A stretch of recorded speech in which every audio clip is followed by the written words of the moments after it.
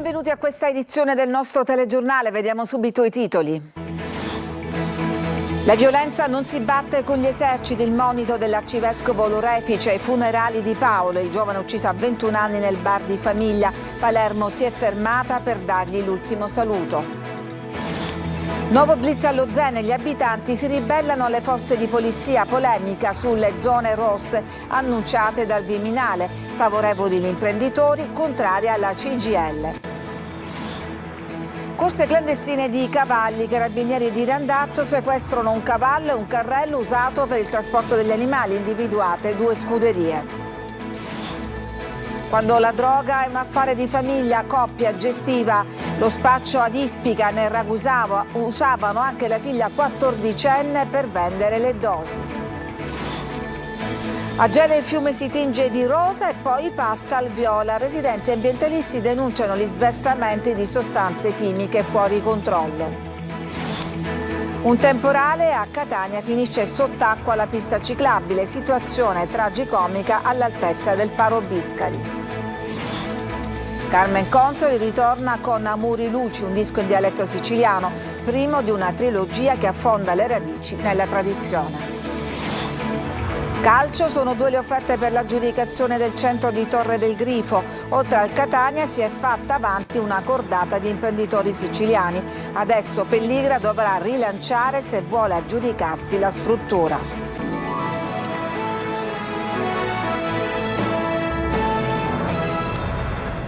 Palermo si è fermata per dare l'ultimo saluto a Paolo Taormina, il giovane ucciso sabato sera nel suo locale all'Olivella. L'arcivescovo Lorefice dice: non solo blitz ma lavoro e cultura, la violenza non si ferma con gli eserciti. Marco Gullà.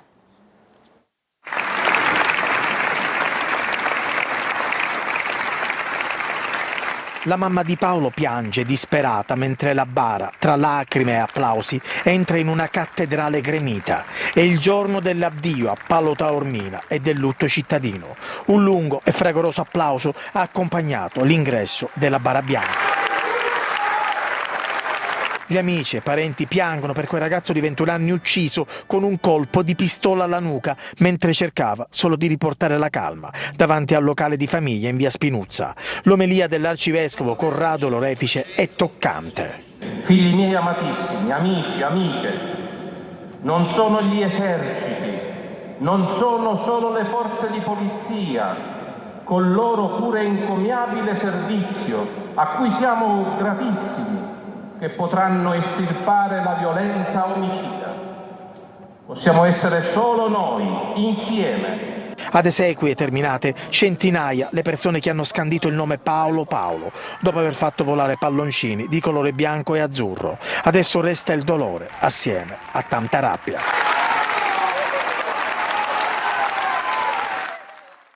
C'è appunto tanta rabbia fra chi lo conosceva e anche tanta paura per i giovani che passano e trascorrono il fine settimana per i locali di Palermo. Non va bene che tutti si litigano per le sciocchezze, per le cose, per una spinta, per una pestata di scarpe, per un dire ho sbagliato una cosa. No, non è vita questa, non è vita. E purtroppo per colpa di questa persona abbiamo perso un amico, un fratello e un figlio hanno perso. La famiglia è distrutta, la famiglia di Paolo gli ha insegnato valori che oggi certi genitori non gli insegnano ai figli. Era felice, la sua ragazza, la sua famiglia, non gli mancava nulla, aveva dei progetti e tutto questo sono svanito tutto. Io sono mamma di una ragazza di 19 anni. Ha paura quando esce?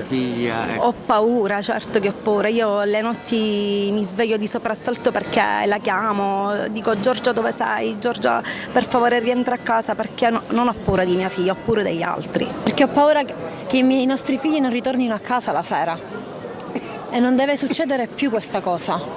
Noi genitori dobbiamo essere liberi di far uscire i nostri figli, di frequentare i locali, non di avere paura che i nostri ragazzi non rientrano più la sera, che mentre scherzano, ridono tra di loro, arriva un pazzo del genere e fa una cosa del genere.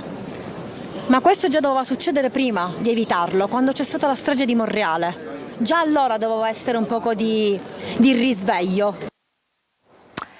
E sabato sera alle 21 facciamo una movida alternativa, ci vediamo allo Zen, non armati di armi ma dell'amore di Paolo, lo ha detto l'arcivescovo di Palermo. L'orefice al termine della funzione ha dato appuntamento a tutti davanti al piazzale della chiesa di San Filippo Neri.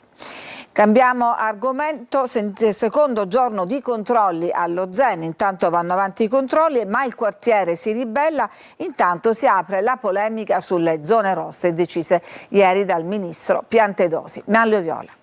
Lo Zen di Palermo si ribella ai controlli. All'indomani dell'operazione congiunta delle forze dell'ordine fra Zen 1 e Zen 2 sono 5 le persone arrestate. 3 sono accusate di resistenza, violenza, minaccia, lesioni personali e oltraggio a pubblico ufficiale. Hanno 45, 34 e 33 anni e per loro il GIP ha convalidato gli arresti. Le manette sono scattate anche per una coppia di coniugi di 69 e 67 anni accusati di spaccio di droga e detenzione illegale di armi da fuoco. Intanto l'applicazione delle zone rosse, così come stabilito dopo gli incontri di ieri a Roma, divide le parti sociali. Per il segretario generale della CGIL di Palermo, Mario Ridulfo, la risposta di polizia non è sufficiente. Abbiamo bisogno, assieme a un rafforzamento delle misure legate all'ordine pubblico, anche di operatori sociali, di psicologi, educatori, di una scuola che faccia il tempo pieno, di palestre e impianti sportivi. Abbiamo bisogno, insomma, che il Comune di Palermo e le istituzioni facciano la loro parte. Soddisfatti di questa prima fase invece gli imprenditori che operano nei quartieri come Doriana Ribaudo. Le zone rosse garantiranno un maggior controllo del territorio e sono la risposta a quanto da noi richiesto da diversi mesi, presidi più diffusi a tutela, a garanzia dei nostri clienti, dei nostri dipendenti e delle nostre attività. Tutti però aspettano di vedere come le misure annunciate saranno messe in pratica e quanto durerà la tensione, temendo che possa scemare entro qualche settimana, come è avvenuto in passato. E sempre allo Zen, 2 ragazzi di 15 e 16 anni sono stati fermati nel quartiere in via Costante Girardengo, proprio a pochi passi dalla casa di Gaetano Maranzano, l'assassino di Paolo Tormina. I 2 erano in sella ad uno scooter elettrico, avevano 2 pistole giocattolo con il tappo rosso e scorazzavano per strada. I carabinieri li hanno identificati prima di riconsegnarli ai genitori. Ieri la morte di un cavallo sulla circonvallazione di Catania che è risultato dopato. Oggi un'operazione contro le corse clandestine a Randazzo. Luca Ciliberti.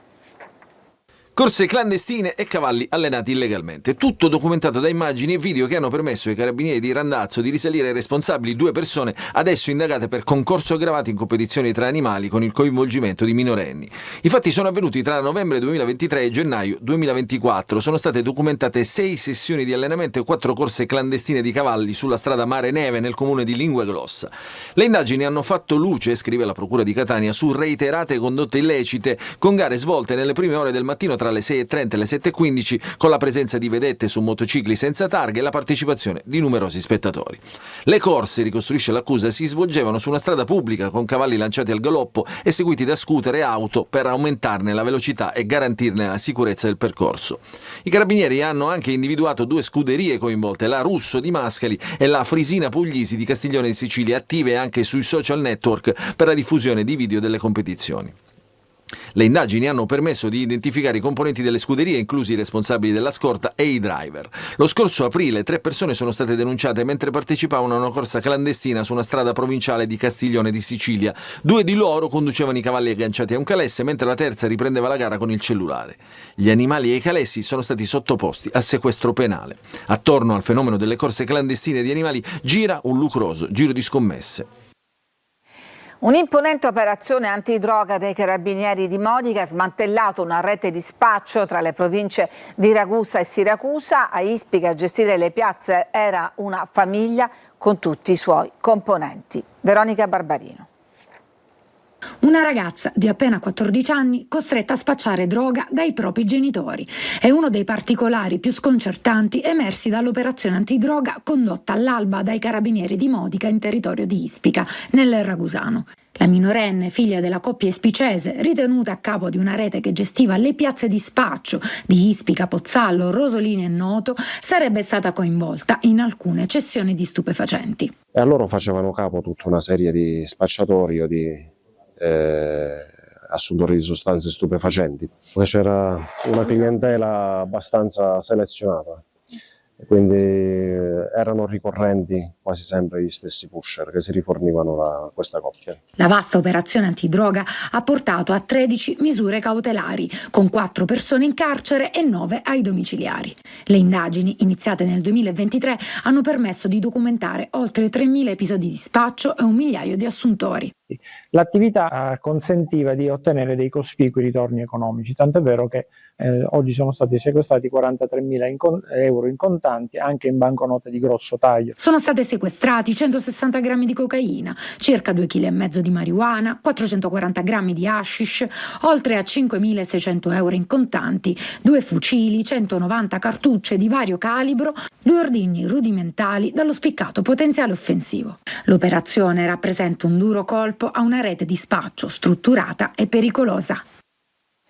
Un 11enne intossicato di cocaina è stato ricoverato nei giorni scorsi nel reparto di psichiatria a Siracusa. Il minorenne, proveniente da un comune in provincia di Catania, è stato destinato ad una struttura convenzionata con la regione siciliana che ha sede a Solarino. Il deputato di Fratelli d'Italia, Alfredo Antoniozzi, ritiene il ricovero inaccettabile e chiede l'intervento del ministro della Salute Schillaci e del presidente Schifani, ma l'azienda sanitaria provinciale ha spiegato di aver operato in stretto collegamento con l'autorità giudiziaria per un evento eccezionale e nella massima tutela del paziente. Le acque del fiume di Gela si tingono prima di rosa, poi di viola e diffondono un odore nauseabondo. Cittadini e ambientalisti denunciano gli sversamenti fuori controllo. Gerry Italia. Non è un effetto ottico, ma il colore reale dell'acqua, viola scuro, quasi melenzana. È così che appare il fiume Gela dopo le ultime forti piogge. Solo pochi giorni fa, sulla superficie invece, galleggiava una patina rosa. Ora l'odore è acre, pungente e si avverte a distanza. Le segnalazioni arrivano dai cittadini, pescatori e volontari. Sui social circolano foto e video che mostrano la chiazza colorata estendersi fino alla foce. La Capitaneria di Porto è stata allertata, ma al momento non ci sono risposte ufficiali. Da anni il Gela è al centro di denunce e sospetti. Gli ambientalisti puntano il dito contro gli scarichi irregolari provenienti dalla zona industriale e dagli affluenti Cimie e Maroglio. Qui, secondo le associazioni, si troverebbero diversi condotti da cui defluiscono sostanze non trattate. Le associazioni annunciano la preparazione di un nuovo dossier da presentare in procura con campionamenti, immagini e testimonianze raccolte in queste ore. Un ulteriore tentativo per spingere le autorità ad agire. Stiamo facendo la ricerca su tutte le denunce che abbiamo fatto negli anni passati per cercare di far capire che non è un problema di oggi, ma è un problema anche del passato. E siccome abbiamo avuto anche dei problemi per quanto riguarda con la procura di Gela che queste denunce non si trovano, e noi stiamo cercando di fare una ricerca nei nostri archivi per allegare sia quella che c'è oggi e quella del passato. Intanto il fiume continua a scorrere verso il mare, trascinando con sé colori e odori anomali, un corso d'acqua che da risorsa per il territorio oggi è diventato il simbolo di un inquinamento che nessuno riesce a fermare. A Catania un acquazzone finisce sott'acqua la pista ciclabile, situazione tragicomica all'altezza del Faro Biscari. Tonino De Mana. Criticata e allagata a Catania. Non c'è fortuna neanche per la pista ciclabile che collega il centro storico alla playa. È all'altezza di Faro Biscari che gli errori di progettazione risultano evidenti, con enormi pozzanghere che rendono impossibile il transito dei ciclisti. Passo di lato, che dobbiamo fare? Raggiriamo l'ostacolo. E da quando l'hanno fatta sembra così, da quando piove. Con grande difficoltà si è arrivato in questo punto. E adesso come si fa? E adesso è sempre, quando c'è piove là, è sempre bagnato, troppo non posso passare. E non va meglio per i pedoni, spesso turisti, costretti ad autentici slalom per evitare i ristagni d'acqua. Basta un po' di pioggia e il percorso finisce inesorabilmente sott'acqua, con la striscia rossa che praticamente scompare. Situazione critica anche a ridosso della fermata AMTS, dove per salire e per scendere dall'autobus servono abilità e discrete doti atletiche. Per prendere l'autobus ho dovuto fare un salto. E non va meglio sulla sede stradale, dove un'enorme voragine rappresenta un serio pericolo per la gioia di gommisti e meccanici. In Sicilia, come un po' nel resto del mondo, le vendite online sempre più frequenti mettono a rischio i negozi tradizionali. L'allarme di Assoesercenti. Anche la Sicilia verifica la tendenza mondiale. Le imprese dell'e-commerce che aumentano di numero, 2.534 in tutta la nostra regione, l'8ª in tal senso in tutta Italia, con Palermo e Catania rispettivamente 13ª e 15ª fra le province.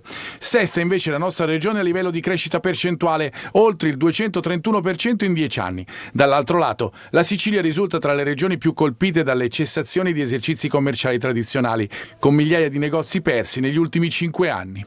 In Italia nel 2024 sono venute a mancare qualcosa come 61.000 imprese. Addirittura in Sicilia registriamo nel commercio nel 2024 la cessazione di oltre 10.000 esercizi e nei primi 6 mesi del 2025 siamo a oltre 3.000. Catania purtroppo ha nel 2024 una percentuale che incide per il 30%. Un calo consistente dei numeri a cui si deve rispondere anche attraverso le istituzioni. Va istituita una cabina di regia a livello nazionale, ma che va estesa a livello regionale in Sicilia, creando un tavolo sul commercio e facendo in modo che ci siano delle proposte serie e concrete. Una potrebbe essere quella dei distretti urbani del commercio. Servono a mantenere il livello occupazionale, ma servono soprattutto ad attuare una strategia chiara che mette in campo un processo di rigenerazione e riqualificazione urbana all'interno del centro storico. Altre proposte che arrivano da Assoesercenti: un fondo per la digitalizzazione dei centri storici, regole per la concorrenza digitale e incentivi per categorie come alimentari, abbigliamento tradizionale e arredamento. Se vive il commercio, vive la città, vive la regione, vive il sistema Italia, è da questo che dobbiamo iniziare. Ci fermiamo, c'è una pausa per la pubblicità, torniamo fra poco con altre notizie.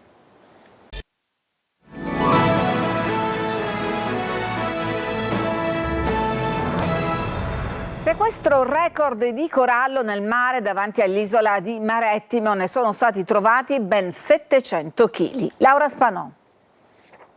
Bloccati dalla Guardia di Finanza al largo dell'isola di Marettimo con 700 kg di corallo, i 3 trapanesi a bordo di una unità da diporto erano stati intercettati da un aereo delle Fiamme Gialle impegnato in un'attività di sorveglianza nel canale di Sicilia. L'imbarcazione, proveniente dall'area magrebina, navigava ad alta velocità verso le coste trapanesi. Le unità navali del reparto operativo, dopo aver intercettato il natante lungo circa 10 metri, lo hanno fermato e sottoposto a un controllo. Nei locali interni hanno rinvenuto 22 colli confezionati e sigillati, al cui interno era custodito un carico di corallo rosso del Mediterraneo, per il quale i 3 trapanesi non sono stati in grado di esibire alcuna documentazione commerciale inerente alla provenienza. I 3 sono stati segnalati per il reato di ricettazione e contrabbando. La procura, sotto il cui coordinamento proseguono le indagini, sta approfondendo eventuali collegamenti con una rete organizzata dedita al commercio illegale del corallo che, se messo sul mercato, avrebbe fruttato un guadagno illecito stimato in circa 500.000 euro. E un altro sequestro riguarda 56 kg di tabacco di contrabbando sequestrati dalla Guardia di Finanza di Caltanissetta. Si tratta di un tabacco da masticazione originario dell'India e del Pakistan, dove viene utilizzato a causa degli effetti stimolanti, ma può avere anche effetti nocivi sulla salute. Un disco in dialetto siciliano con incursioni nel greco e il latino per un album volutamente anti-pop. Carmen Consoli ritorna con Amori Luci. Sentiamo Roberta Lunghi. No, Carmen c'è sempre stata, con un'attività live costante nella sua amata terra Canonsenti.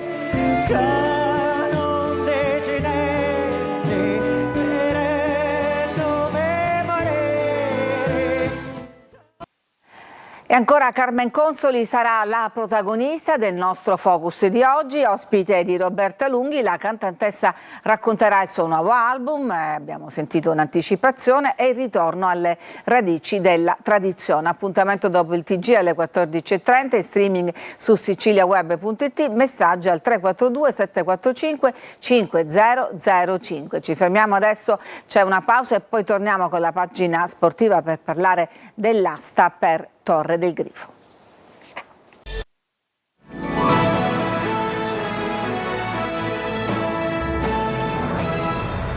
Dunque è ufficiale la partecipazione di una cordata di imprenditori siciliani alla gara per l'aggiudicazione di Torre del Grifo. Adesso il Catania dovrà rilanciare se vuole aggiudicarsi la struttura. Ci spiega tutto Marco Carli. Il Catania ha un competitor per Torre del Grifo, adesso è ufficiale. All'apertura delle buste si è materializzato ciò che era già emerso da tempo, una cordata di imprenditori siciliani che ha presentato un'altra offerta di 4 milioni e 10.000 euro dopo quella irrevocabile d'acquisto formulata dal Catania. Un gruppo di imprenditori che, come abbiamo raccontato nelle nostre trasmissioni sportive, ha avuto a che fare o ha a che fare con la società rosso-azzurro, con il presidente della stessa, Ross Pelligra. Ci sarebbero Rappa come maggiore investitore, Russo Morosoli e Stivala fra gli altri. Cosa succede adesso? Si apre la gara e c'è la possibilità fino al 23 ottobre di rilanciare di 250.000 euro rispetto alla precedente offerta. Ma non finisce tutto il 23. Infatti da quel giorno in cui avverrà l'aggiudicazione fino al 30 ottobre anche soggetti che non hanno partecipato alla gara potranno presentare un'offerta migliorativa da cauzionare del 10% rispetto alla cifra messa sul piatto dal vincitore della gara. La curatela potrà poi decidere discrezionalmente tramite varie verifiche se riaprire la gara stessa. Insomma, la vicenda Torre del Grifo deve conoscere ancora il suo epilogo. Sul campo il Catania attende la Salernitana con gli ultimi giorni che saranno decisivi per capire se Ciccerelli potrà essere fra i convocati. D'Ausilio sembra il favorito per sostituirlo. Intanto si infortuna Raimo. La squadra si è allenata a Mister Bianco per alcuni interventi al manto erboso del Massimino, struttura insieme al Cibalino dove si tornerà a lavorare venerdì. È tutto per questa edizione, vi lascio adesso al nostro Focus con Carmen Consoli, grazie a tutti, un buon pomeriggio.